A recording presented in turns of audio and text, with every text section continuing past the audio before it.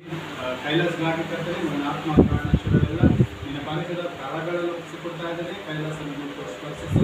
ಹೌದು ಕರ್ತನೆ, ತನ್ನ ಎಕ್ಸಾಮನ್ನು ಆಶೀರ್ವಾದ ಮಾಡು. ಬರುವಂಥ 9th ಎಕ್ಸಾಮ್ನಲ್ಲಿ ಇದನ್ನು ಓದುವಂತೆ ಒಳ್ಳೆ ಬುದ್ಧಿ ಜ್ಞಾನ ವಿವೇಕ ನೀನು ಬಯಸಿ ಕರ್ತನೆ. ವಿಕಾಪಾಲ ವಿಕಾತ್ಮ ದೇವರೇ ಒಳ್ಳೆಯ ಪ್ರಭಾವ ಮಾಡಿ ಒಳ್ಳೆ ಭವಿಷ್ಯ ಕೊಟ್ಟು ಒಳ್ಳೆಯ ಆಶೀರ್ವಾದ ಮಾಡಬೇಕೆಂದು ಪ್ರಾರ್ಥಿಸ್ತೇನೆ ಸ್ವಾಮಿ. ಮಗಳಿಗೆ ಪದೇ ಪದೇ ಬರುವಂಥ ಎಲ್ಲ ಬಲಹೀನತೆಗಳಿಂದ ಬಿಡುಗಡೆ ಆಗಲಿ ಯೇಸುವಿನ ನಾಮದಲ್ಲಿ.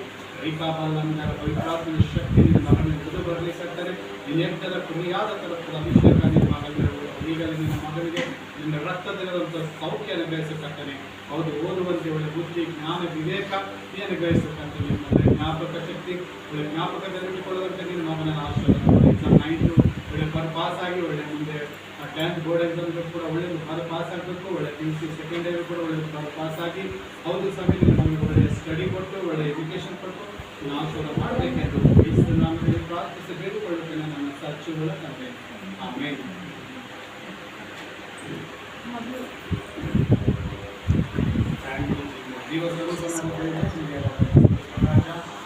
ಪ್ರಾರ್ಥಿಸ್ತೇನೆ ಸ್ವಾಮಿ. ತವರಿಗಾಗಿ ನಮ್ಮ ಆತ್ಮ ಪ್ರಾಣೇಶ್ವರನಿತ್ತು ನಮ್ಮ ಮಗಳಿಗೆ ಆಶೀರ್ವಾದ ಮಾಡಿದರೆ ಮಗಳಿಗೆ ಗುರುವಾರ ಓದುವಂಥ ಬುದ್ಧಿ ಜ್ಞಾನ ವಿವೇಕ ನಿಮಗೆ ಬೆಳೆಸುತ್ತಾರೆ.